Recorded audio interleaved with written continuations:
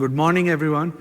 Thanks for coming this early in the morning. I know there was party last night and also dodgeball, but we are here. I was expecting fewer people than this, but it's good. We have at least few of you who have come here to see how we can use the Python API to perform transportation network analysis.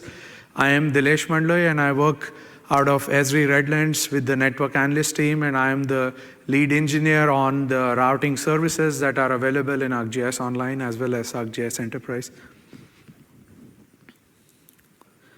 So before we start, the slides and the code samples and the Jupyter notebooks that I will be showing today are all available at this URL. So I'll pause for a few seconds. If you want to take a picture, I would say take a picture of this slide, and then you have all the material right now, or even after the presentation. So I'll pause for a few minutes. Along with the URL, I have put the two most important help pages that you would want to, three URLs that you want to go through. The first one is the overview of the directions and routing services. Then as a recommendation, I would say if you're starting with this, first read the REST API for the services, and then read how to use these services in the using the Python API. So that would be the recommendation from my side if you're trying to learn this for the first time or trying to use this for the first time.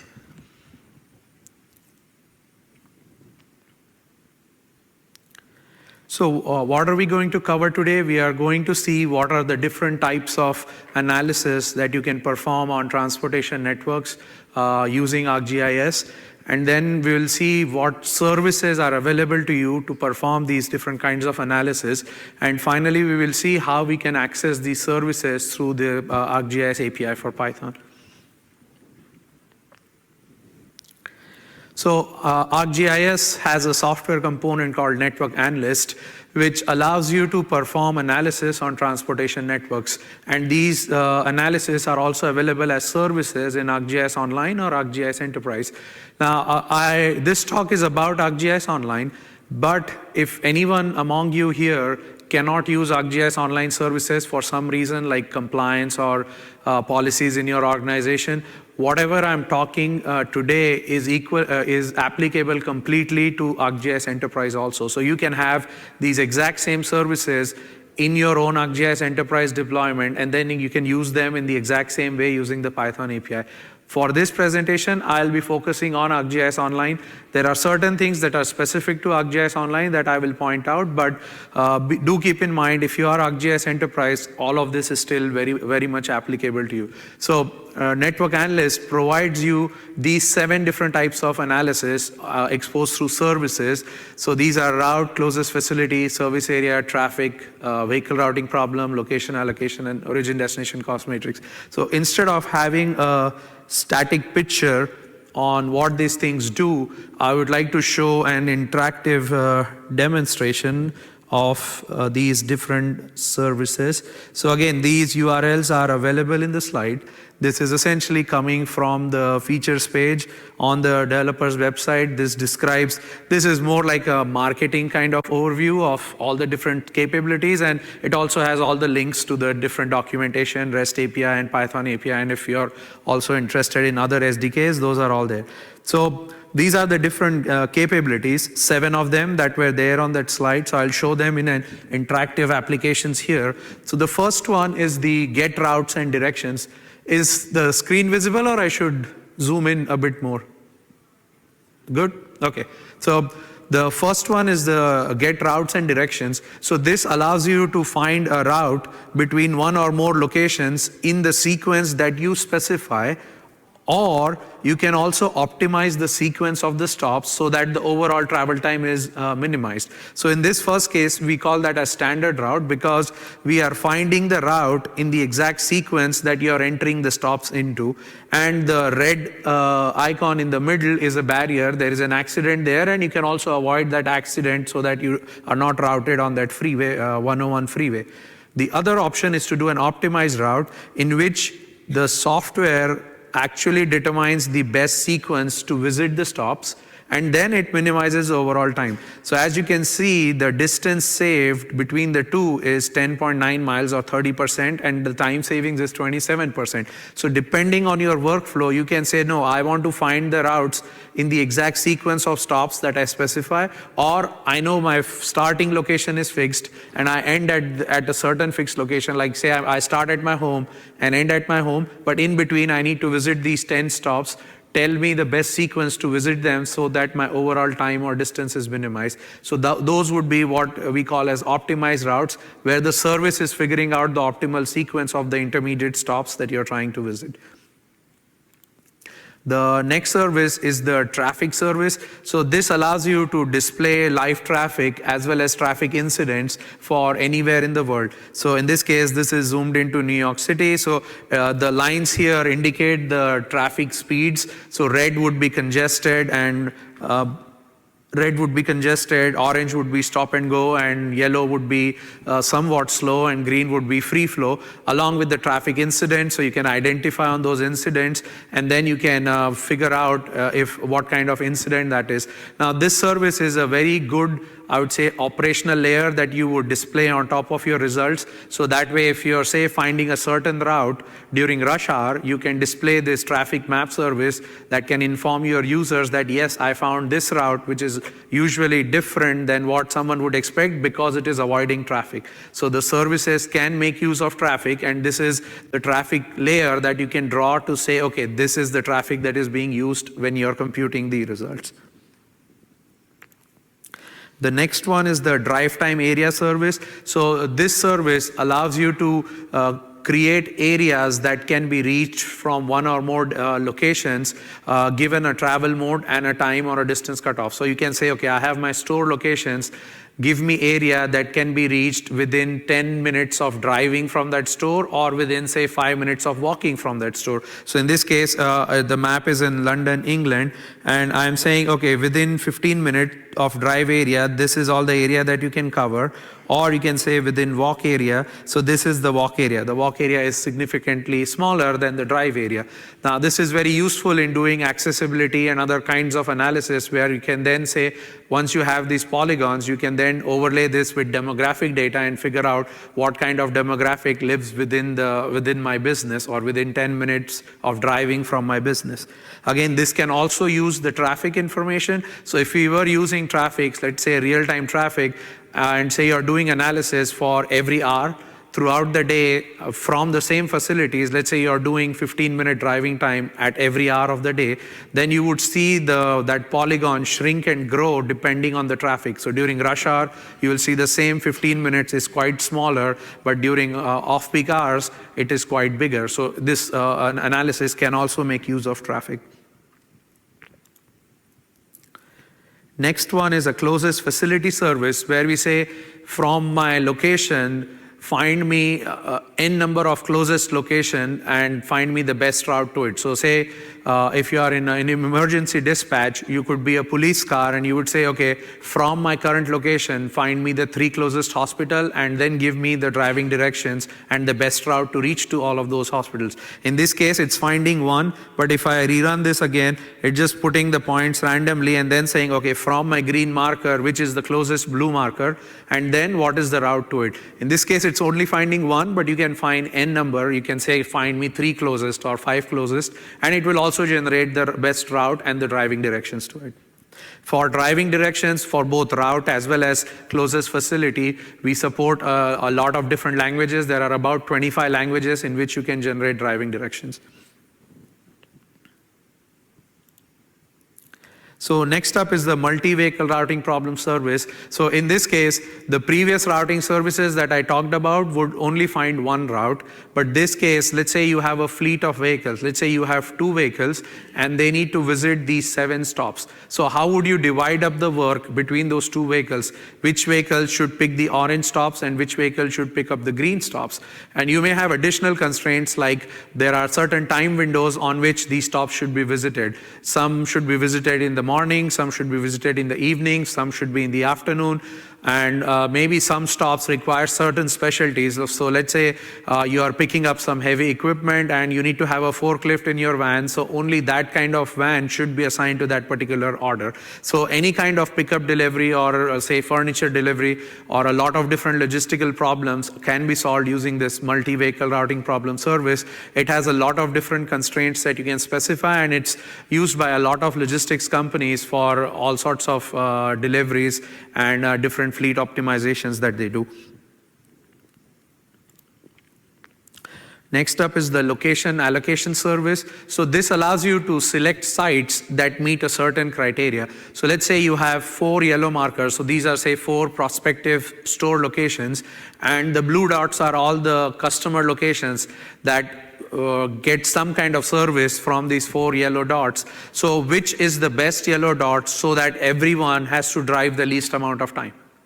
Or you would say, pick me 2 yellow dots so that I cover 90% of my demand.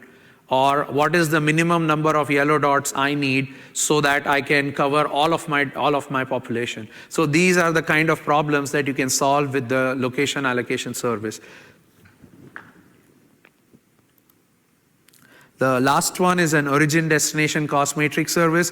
This service allows you to, say, create a table or a matrix between all of the origins, from each origin to all of the destinations. So you can say you have a list of cities and you want to find the travel time and distance from one city to all the other cities. So that kind of table you can compute, and that table can have the driving time and the driving distance from each city to every other city. It's often useful for, like, transportation companies use this kind of matrices to figure out what is the transportation cost when you're shipping something from one zip code to another zip code.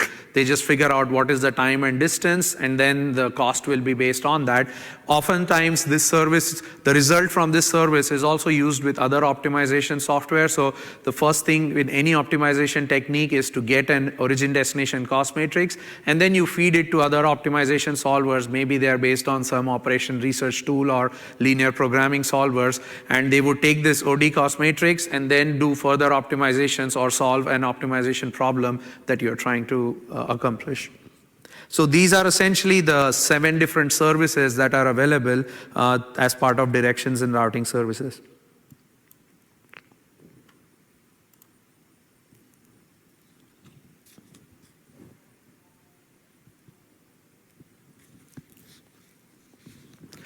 So common to all these services is they work globally. So they're not just North America or US focused.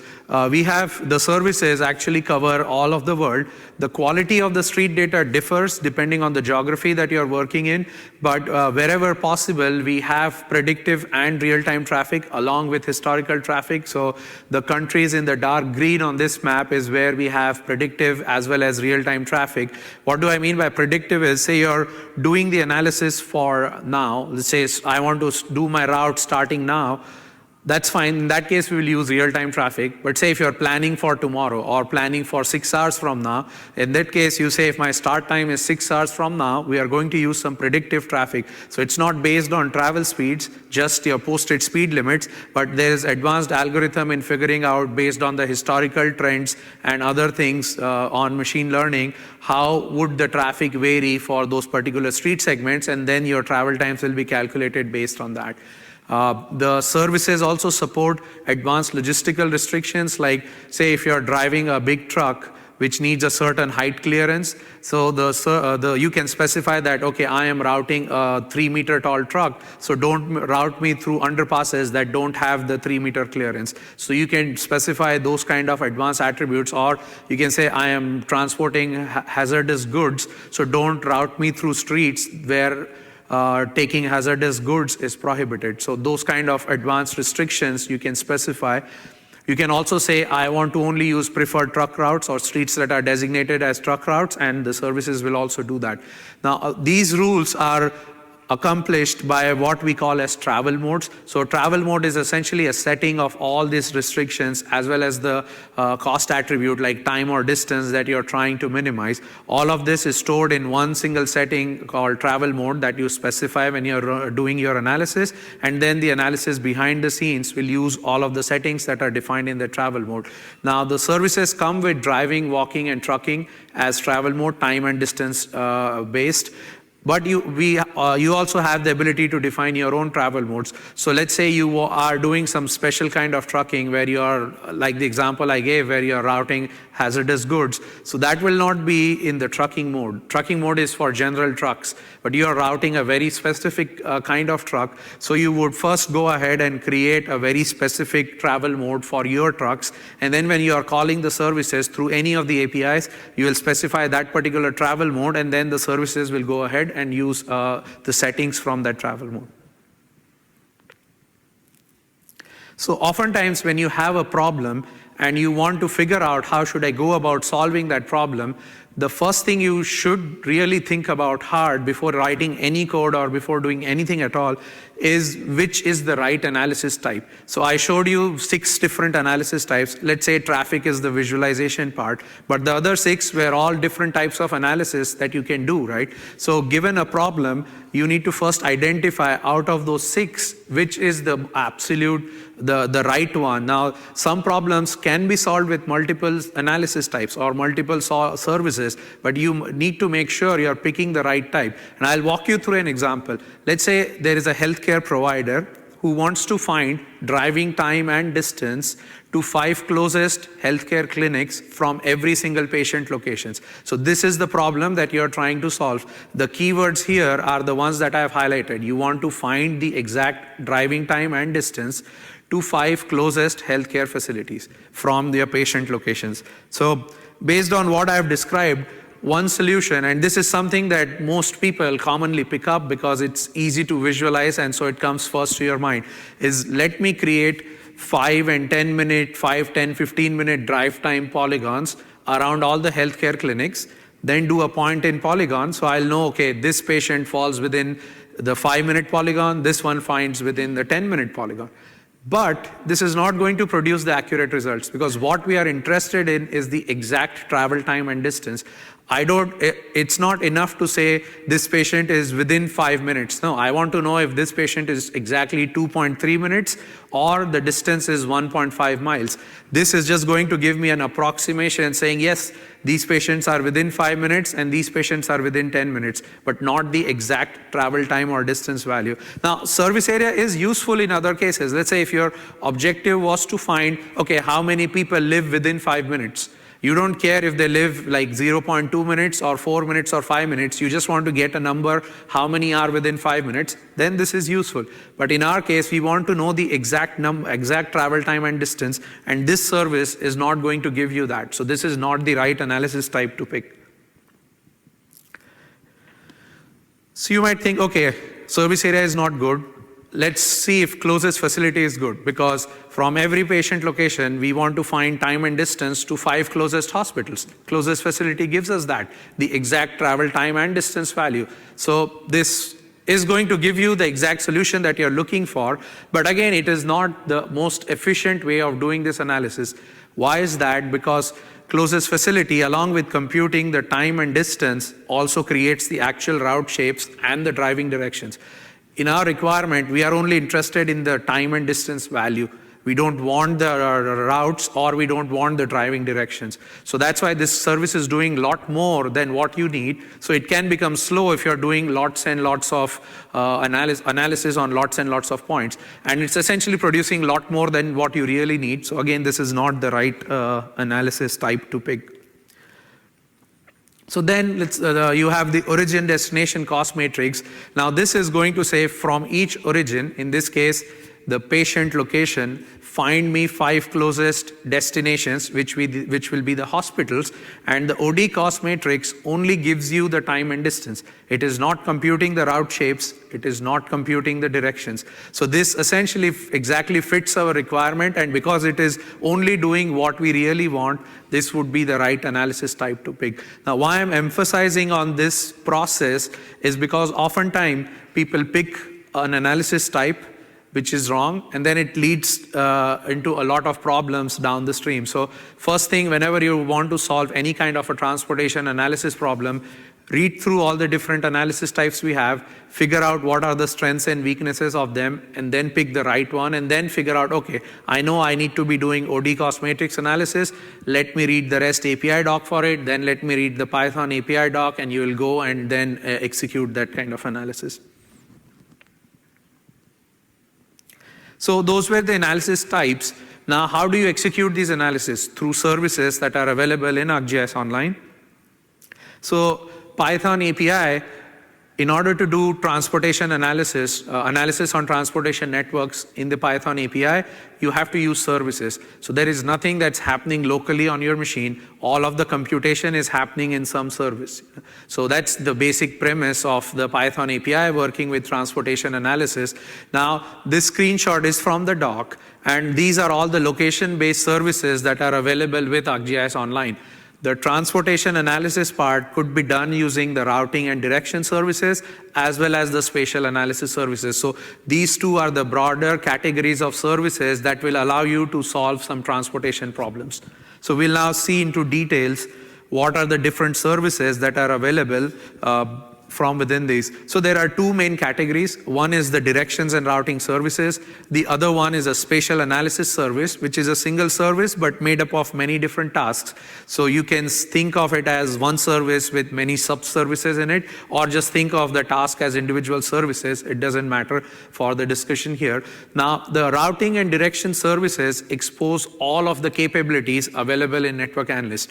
But the spatial analysis tasks, they are a bit more coarse-grained. So they focus on workflows, but they may not expose all the capabilities for a certain service. So again, it's important to read the documentation and figure out if you're doing a kind of analysis, which one you should be picking. If you go and pick a spatial analysis service task, it may not expose all the capabilities, so you might mistakenly think that, okay, the service is lacking something. No, it's just that we have many different options, and you have to look for some other option that will essentially expose all of the capabilities that you have.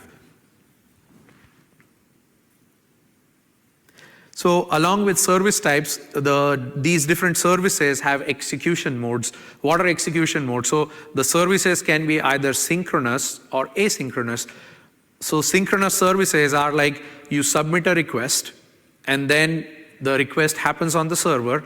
Your app is waiting all this time while that request is happening, and then you get back the response. The socket is always open between your client and your server, and it is open while the request is running on the server. And then when the request is done, the payload comes back to your client app through that socket connection. So that's the synchronous model. The asynchronous execution mode is slightly different. In this case, you take your request, submit it to the service, the service puts it in a queue.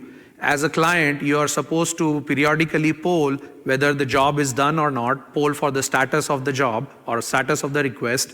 Once the request is done, you then retrieve the results. So this is like asynchronous in nature because you're submitting something, then polling for whether it's complete or not, and once the thing is complete, you are retrieving the results. So asynchronous execution is really well suited for batch processing or for jobs that take very long time to run. So that way you can submit something, wait for it for like say 30 minutes or 50 minutes because the socket connection is closed. Once you have submitted the job, you get back the job ID and the socket connection is closed. Your app is free to do something, and then you are periodically polling, let's say every 5 seconds or every 10 seconds, you just check on the job saying, are you done? Once the job is done, you then start retrieving the results. Synchronous execution, on the other hand, would be a blocking call that would block until the request is processed on the server, and then you get back the results. So they are slightly different, but synchronous services are really good for very quick response time. So let's say you do point-to-point route, as soon as it's an interactive app, so as soon as you click 2 points, you want the route to draw, right? You don't want to submit that, then poll for the job status and let the results come back. If your users are requiring interactivity, they might not wait so long. But let's say contrast that with, say, you want to process 10,000 routes, and each route takes, let's say, 100 milliseconds. So you know the 10,000 routes is going to take a lot more than 60 seconds. So doing a synchronous request is not a good idea in that. You switch to asynchronous request because they support the batch processing notion. So we saw the different analysis types. So that's your first decision tree, is to pick the right analysis type. Then we saw we have all these different services, routing and direction services, spatial analysis tasks. They have execution modes, synchronous and asynchronous. So again, this also adds to what you have to do as part of the right selection of the right service. So a particular analysis can be performed through many different services. Like say, take for example, route analysis. So there are 3 services in ArcGIS Online that can do routing for you. So there is synchronous route service, there is asynchronous route service, and then there is connect origins to destination spatial analysis task. These all expose different capabilities, and they have different execution modes. Like asynchronous route service and connect origins to destination spatial analysis tasks, they both are asynchronous. The synchronous route service is, as its name says, it's synchronous. It supports synchronous execution mode. So let's say if your requirement is very fast very fast response time on point-to-point routes, you would pick the synchronous route service. If your requirement is to do batch jobs, let's say you want to do 10,000 routes, you can either pick asynchronous route service or connect origins to destination spatial analysis task. But let's say you only have 2-point stops. So you have a CSV of starting locations and ending locations, and you want to find the time and distance and the route between starting location and ending location. So every route has only 2 stops in it. Then in that case, yes, you can pick asynchronous route service, but connect origins to destinations is specifically designed to solve only this kind of workflow. So I would say in that case, if your objective is just 2-point routes and find the time and distance between your two points, then connect in batch mode, connect origins to destinations is the right tool there. But let's say you have more than 2 stops in your route and you have advanced requirements like time windows, and you're optimizing the sequence of the stops that you're visiting, and you're doing a lot of routes. So synchronous is out because you're doing batch processing. You require certain capabilities where connect origins to destination does not support it. So then you will end up using the asynchronous route service. So you have to make sure you keep into this account, like you may have to worry about the capabilities, whether that is supported by the service or not, and whether you have the right kind of execution mode in your mix. And also these services support limits. So the different services have different limits. We'll talk about limits in a subsequent slides, but even limits might dictate what kind of service you're using. They also have different privileges. We will also talk about privileges in a future slide, but even where you may not have privilege to access one service, you may have privilege to access only another type of service. So you have to put into consideration all of this and then pick up the right one. The reason I'm again emphasizing on this is oftentimes I've seen people do a Google search, they get the first link and it looks right, so it should work for my needs, and then it doesn't work, and people end up thinking, okay, no, maybe the service is lacking something. That's not often the case. Often the case is you have not explored all the options and you have picked up the incorrect one in the first go. Now you might say, why do we give so much choice? Well, because our customers all have many different requirements. Like that connect origins to destinations has a very popular user interface in the browser. And many times when people are doing, say, JavaScript apps, they just take that widget for that interface and put it in their app because they get all of the functionality through it. And it's very specific for a very common problem type, which is finding routes between many two-stop pairs. So that's why we did that. And there are other things where you want more advanced things, so the other services do that for you. So I was talking about service limits. So every service in ArcGIS Online imposes a limit on the size of the problem that you can solve. This is done so that we don't want our servers to be overwhelmed by just one or two very large requests that take all the CPU, and the other requests are then waiting in the queue. So we restrict the number of inputs that you can specify. The REST API documentation for the services will list all the limits. The animated GIF here shows where in the REST API doc you can figure out the service limits, but once you get the slides, you can play this animation and figure out if you cannot see it from the back there. But the API has the documentation has the limits available. So you can also determine these limits programmatically. So there is a service called getToolInfo where you pass the name of the service and it will give you the limits imposed by the service. So say you're building some kind of app or you don't want to hard code the limits, you should really use this service to determine the limits programmatically. That way, in future, if we change the limits, your app is not restricted to the smaller limits that we had previously imposed. It will dynamically get the limits and would work accordingly. Now, let's say if your inputs are exceeding these limits, what would happen? If you don't do anything, and let's say an example is the service area service, asynchronous one only supports 1,000 input points in a single request. If you're giving more than 1,000 points, the service is going to return a failure. So what happens if you say have 5,000 points and you want to do service areas around 5,000 points? Then the recommendation is to actually break up your request into 5 requests of 1,000 points each and then combine the results. Because if you give 5,000 all at once, the service is going to return a failure. Now, if you are interested in how you can do this kind of chunking and essentially breaking up the problem and then stitching the results together back, in this room, I and one of my other colleagues will be giving another talk at 10 o'clock, which will essentially describe the workflow on how to solve very large transportation problems, either using your ArcGIS Pro as your software or again using services from ArcGIS Online or ArcGIS Enterprise. So if that is something that is interesting to you, it is in this very room. So just hang back and we will go through that in that other session. So along with the limits, the services also require credits. So what are credits? Credits are a currency in ArcGIS Online. To use the routing services, you need to have credits along with the subscription for ArcGIS Online. So every successful request will deduct certain number of credits from your account. Once you're out of credits, you get more credits.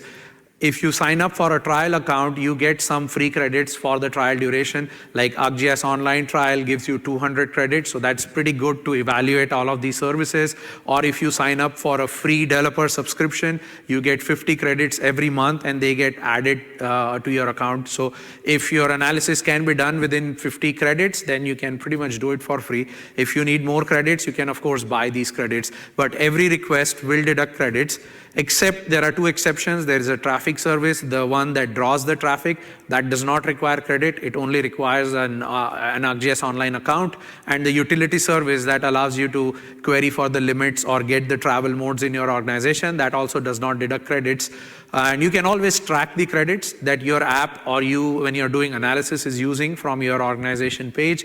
And I've provided a link here which actually details all the credits per service. So it will say that for service area service, every polygon that you create is half a credit. For simple routing service, it's certain number. And by the way, with this, with the last release of ArcGIS Online that happened in December 2018, we reduced the price of the simple routing service significantly. There was like 8-time price reduction. So previously, to do 1,000 routes, you were to pay 40 credits, but now you only require 5 credits. So the cost has been decreased significantly. So if you are doing simple routes,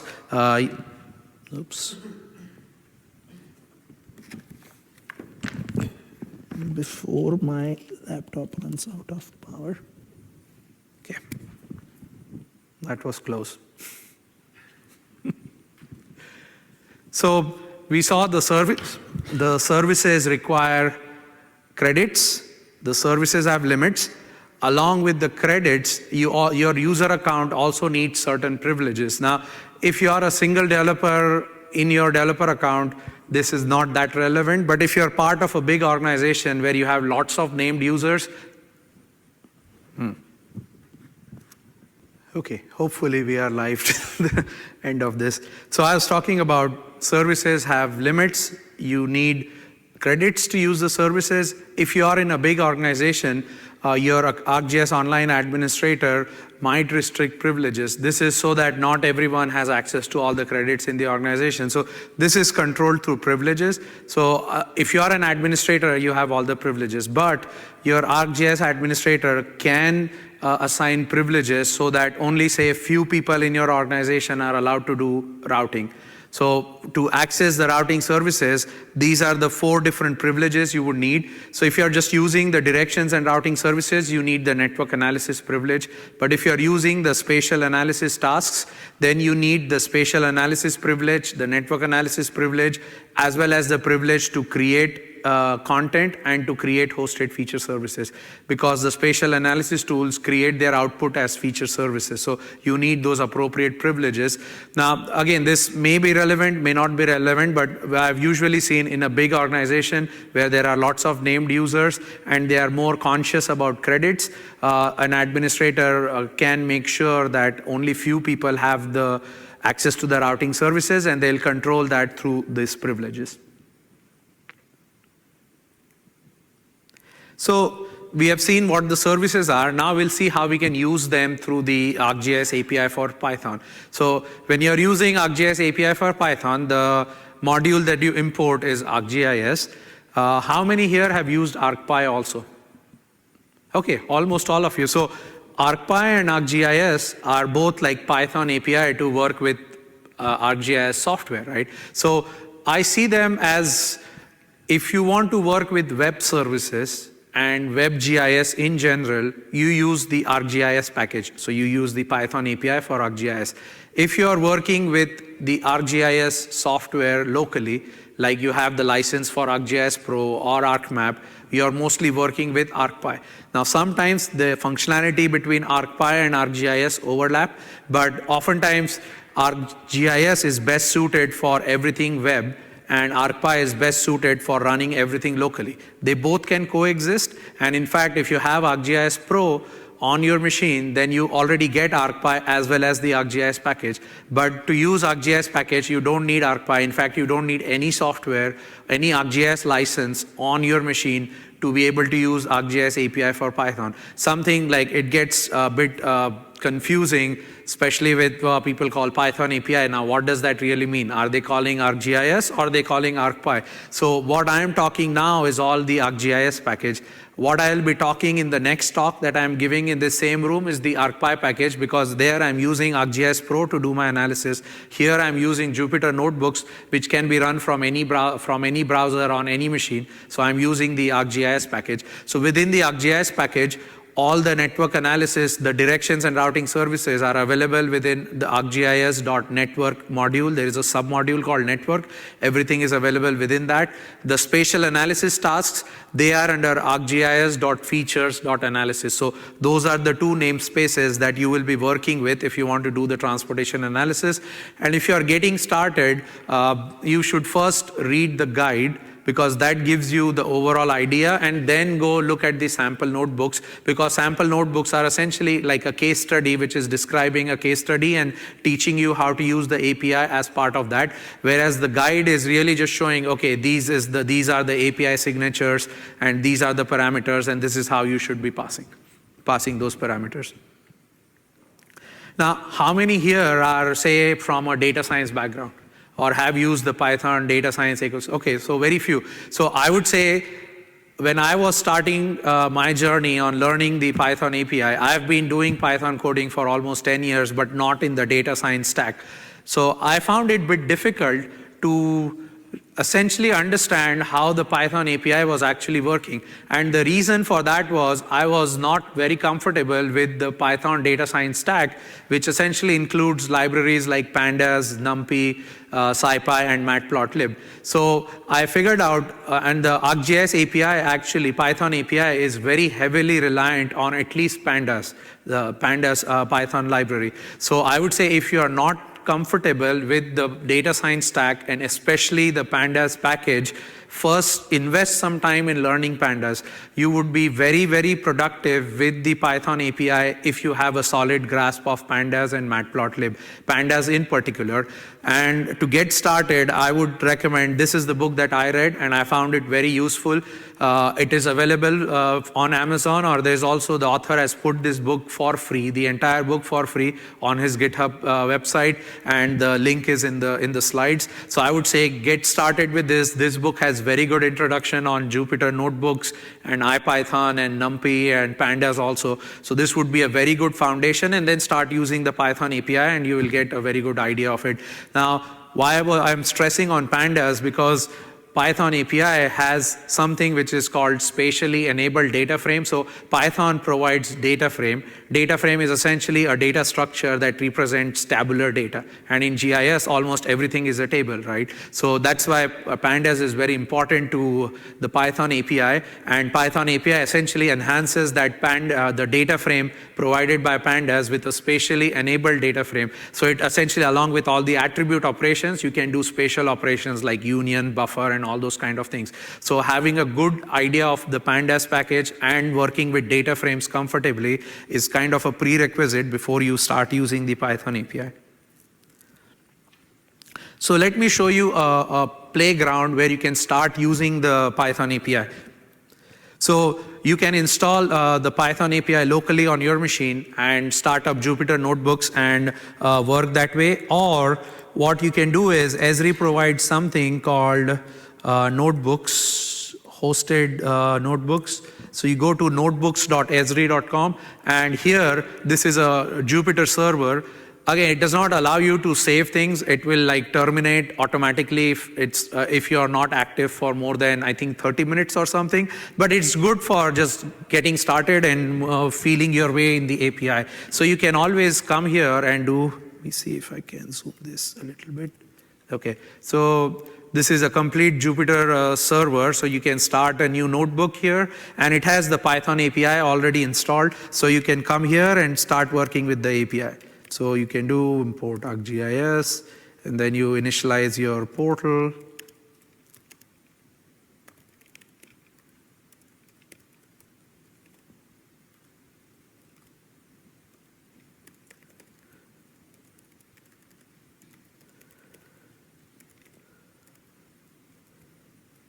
So you get the idea. So if you have never used Jupyter before, this is a good way. You don't have to install anything. Just go to notebooks.esri.com and start playing around. Remember that you can save things, and as soon as you save, if you have done something meaningful, copy it locally on your machine, download it, because this notebook server will get destroyed after 30 or so minutes of inactivity. So nothing is permanent in here, so that's one caveat of using this thing. But then you get to evaluate all the things about the Jupyter notebooks here. So you can get, so you can do dot, and then you get the code completion here, or you can again get the help on certain things and what data type it is and so on. So if you have never played with notebooks, this is the right way to do.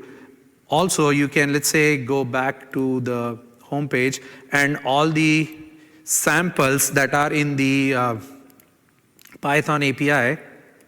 So if you look at the API help, so here there are guides. So these are essentially all the guides that are available. So the routing related ones are in here.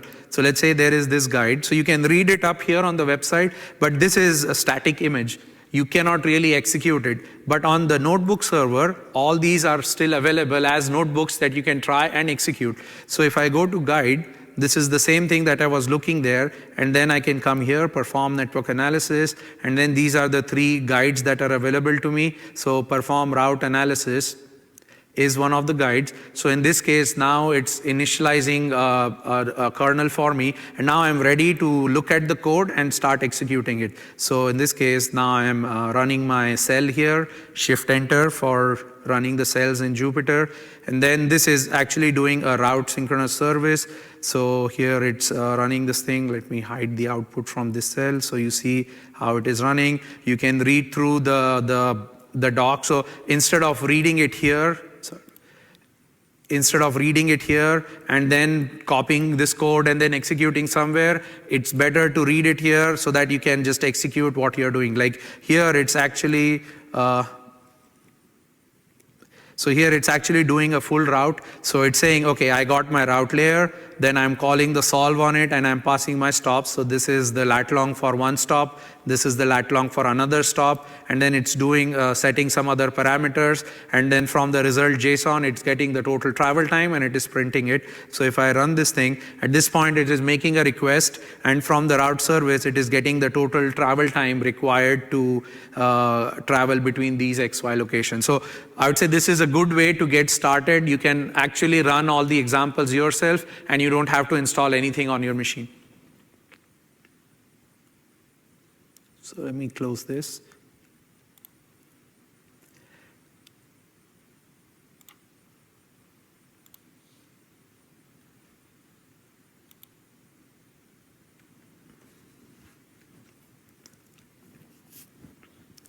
So in that demo, we saw like notebooks.esri.com is very handy to get started with the Python API. You can use any existing guide, or you can even say the code sample that I'll be showing afterwards is a Jupyter notebook that is available to you from the URL that I gave you. If you want to go home and run that, if you don't have Jupyter on your machine and the ArcGIS API, you can actually upload that sample that I'll be showing into the notebooks.esri.com and then start running it there. So you can run any notebook that is using the ArcGIS API into this server. So now I'm going to go through a case study that I wrote for this workshop where we are going to cite childcare facilities. So let's say your friend is trying to open a business where he is trying to start 3 childcare facilities in downtown San Francisco, and he wants to figure out which is the best place to start this, which are the 3 locations he should pick from the 5 that were provided to him by the real estate developer where he can open a childcare facility. So we are going to see how we can do this using Jupyter Notebooks and Python API.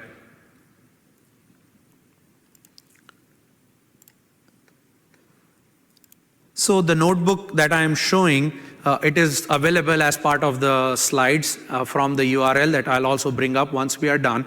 And it has the commentary going along, so it describes the problem that we are trying to solve and all the different services and steps. So I'm going to show you the important ones, and I'm going to run this so you can see how like Jupyter Notebooks give you a kind of interactive visualization. So here we are reading all of the modules. We are reading the ArcGIS, importing the ArcGIS package, and we are also using the geo-enrichment service here. Then in this cell, we are connecting to ArcGIS Online.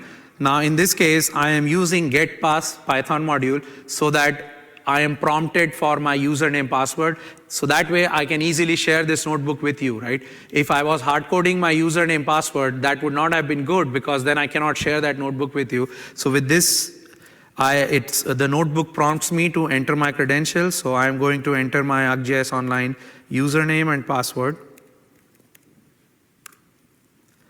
So now it's initializing. Okay, did a typo.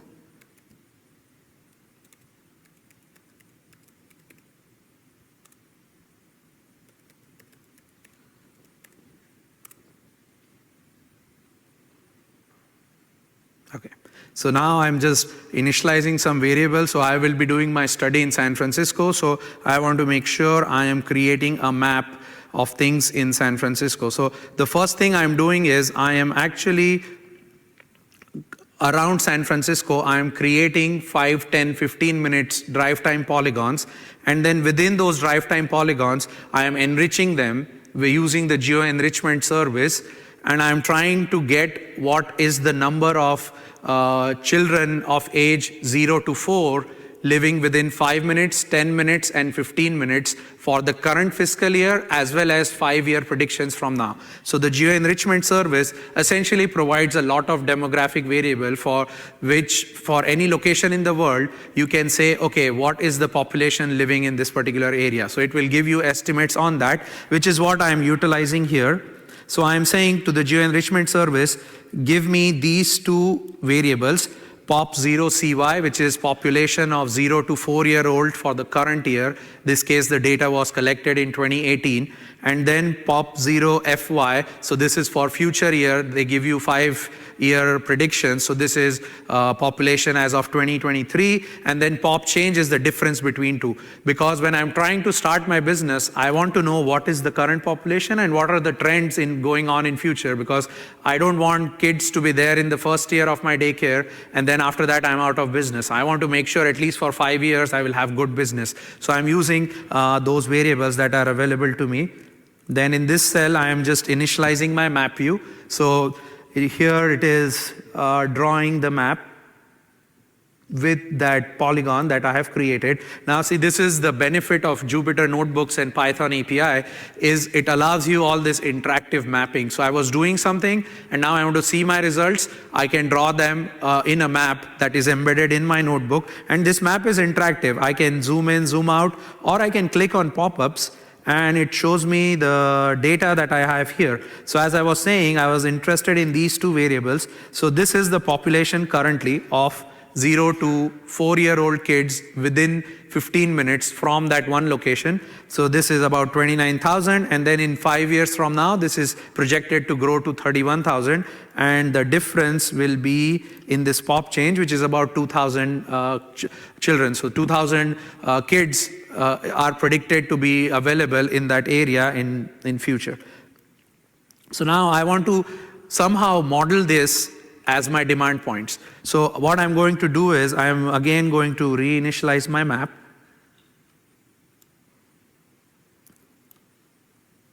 It did not zoom in, so let me run this one more time. Okay, so I wanted to do is I want to just sample population in all of downtown San Francisco. So one way to do that is, let me just make sure this is in the right place and start running this cell. And you will see what this is happening. So what this piece of code here is doing is it's essentially laying down a 30 by 30 grid on that area. And then it is sending that, it is taking the centroid of each cell and sending that to the geo-enrichment service and asking for, okay, for this point, what are those two variable values? What is the current population and what is the 5-year projected population? So that way I'm just creating a sample set of points that would simulate my demand. So because the routing services require discrete points to be sent as demand points, and this is just one way of creating the demand points using the geo-enrichment service, that is a good enough approximation of the population that will be there. So I have drawn the cells. Now I am sending those cells, the centroids of those cells, to the geo-enrichment service. So at this point, it is calling the geo-enrichment service, which is again a RESTful service available in ArcGIS Online. So that call is done. And then I'm saying, okay, there might be some cells where the growth is negative. Like it's projected that there will be even less number of kids in future. So I don't want to have those cells. So that's what I'm saying here is I'm doing the subtraction, and if this is negative, I don't want to include that in my demand points. But if it is positive, go ahead, create a centroid and store that in the list of demand points. So let me run this thing.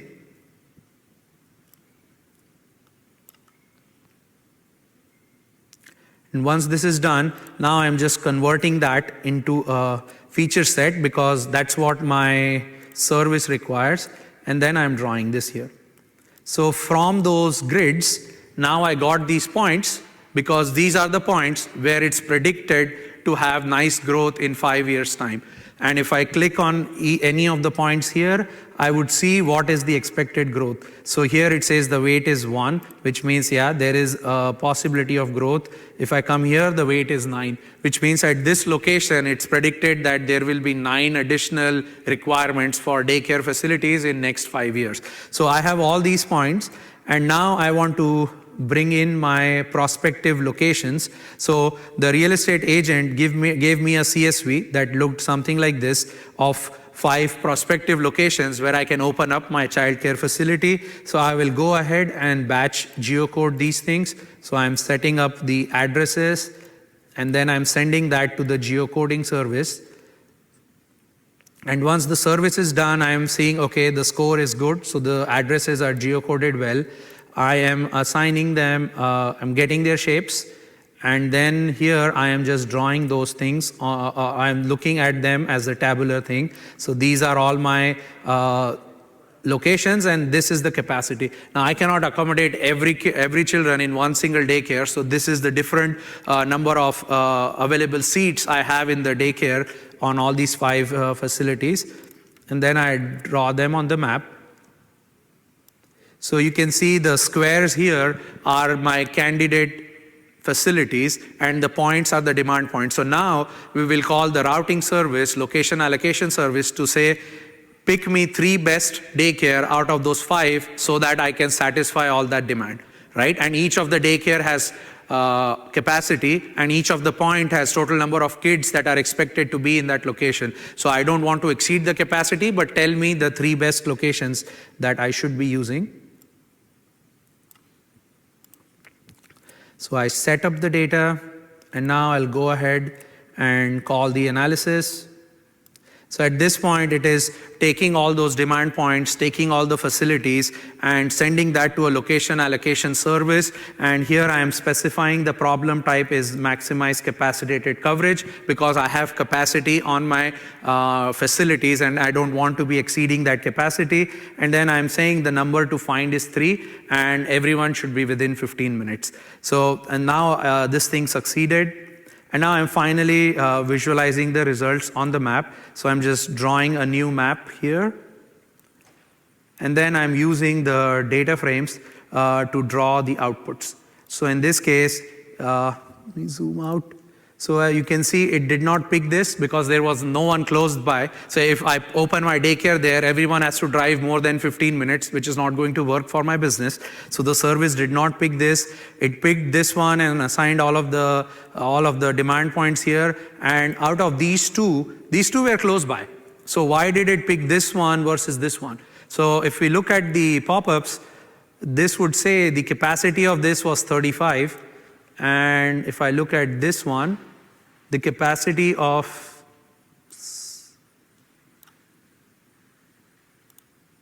let me see if I click the right box. Let me zoom in a bit more.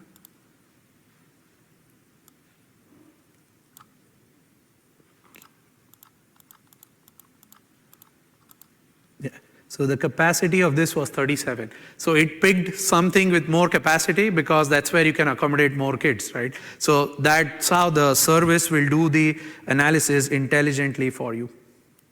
So again, this notebook is available for you. So you can look at it, execute it on notebooks.esri.com or on your own Jupyter server.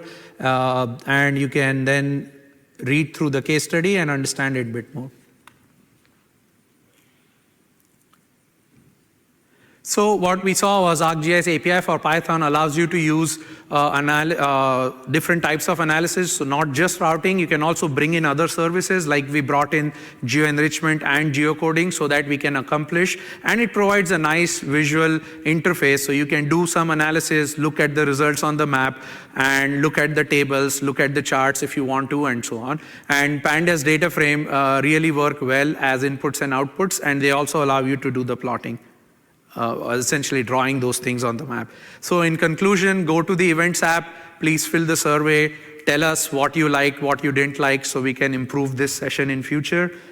And in summary, I would again stress, choose the correct type, choose the correct service, and the URL, the code samples, as well as the slides, so that Jupyter Notebook, along with that CSV, and the slides are available at this URL. So now I'll open up for questions, and thanks for coming.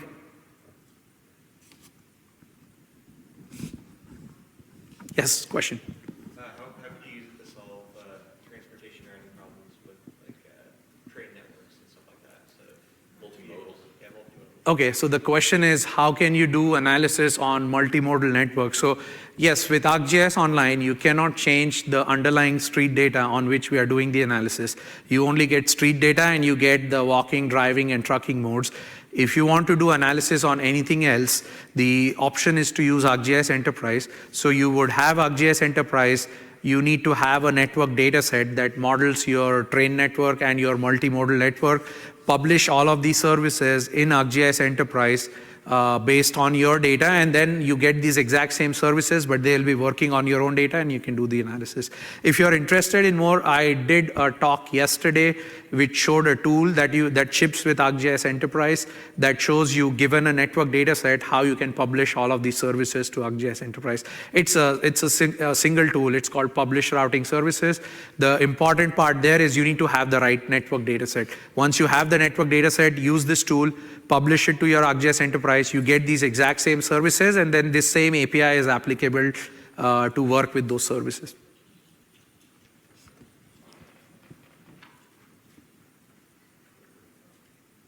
Yeah, I'm available here. I also have the next session in the same room, so I'll be here till 11 o'clock. If you have any questions, feel free to stop by. Otherwise, enjoy the rest of the conference, and the closing session will be at 12 o'clock. So thanks for coming.